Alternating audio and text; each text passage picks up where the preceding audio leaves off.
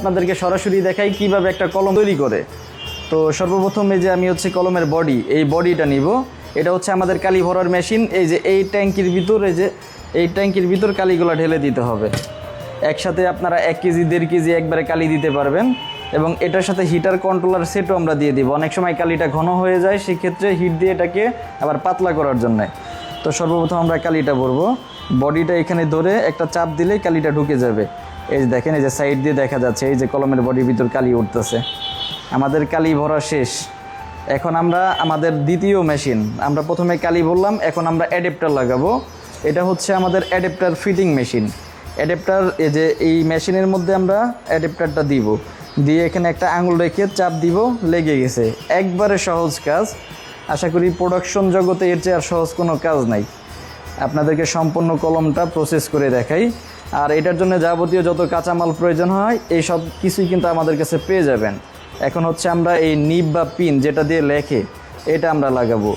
নিপের যে এক মাথা আমরা মেশিনের ভিতরে দিব, এখানে আবার আঙ্গুল রেখে আগের মতো চাপ দিব, এই যে লেগে গেছে। আমাদের কলমের কাজ কিন্তু প্রায় কমপ্লিট।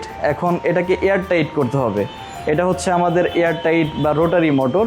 এই মেশিনের মাধ্যমে এটা 10 মিনিট এয়ার টাইট করতে হবে, ঘোরাতে হবে, যার কারণে আর কলমের কালির ভিতর কোনো বাতাস বা গ্যাপ থাকবে না।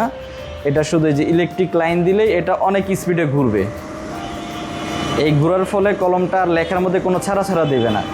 আর ওই যে অনেক সময় কলমে জামা কাপড়ও নষ্ট হয়ে যায়, এই এয়ার টাইটটা যদি আপনি না করেন সেই কলমে অবশ্যই কালিটা ব্যাক করবে, ব্যাক চলে আসবে, জামা কাপড়ও নষ্ট হয়ে যাবে।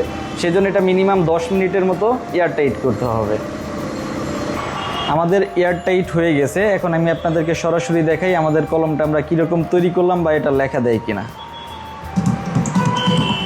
এই যে এটা অনেক স্পিডে ঘুরে, এটা একবারে নাট দিয়ে লাগাই দিতে হবে। আমরা মাত্র এই কলমটা তৈরি করলাম। এখন একটু লেখার চেষ্টা করি, দেখি। এই যে দেখেন, বড় বড় করে দাগ দিয়ে দেখাচ্ছি। মাত্র আপনাদেরকে বানাইলাম আর লিখে দেখাচ্ছি। কলমের মধ্যে কোনো ডিস্টার্ব নাই। আর এটা হচ্ছে পিন পয়েন্ট বডি। এটার পিছনে একটা বাটন থাকে, বাটনটা আমরা এই যে চাপ দিয়ে, হাত দিয়ে চাপ দিয়ে লাগিয়ে দিব। আমাদের কলম কিন্তু কমপ্লিট। এখন কিন্তু আমাদের বিক্রির উপযোগী হয়ে গেছে। এখন শুধু কলমের হেডটা লাগাবো। এই যে হেডটা লাগিয়ে আমরা এটা প্যাকেট করে ফেলবো। এই যে এরকম আমাদের 10 পিসের 12 পিসের প্যাকেট থাকে। এই প্যাকেটের গায়েও কিন্তু আপনার ব্র্যান্ডিং আমরা করে দিব এবং কলমের বডির গায়েও এই ব্র্যান্ডিং করে দিব।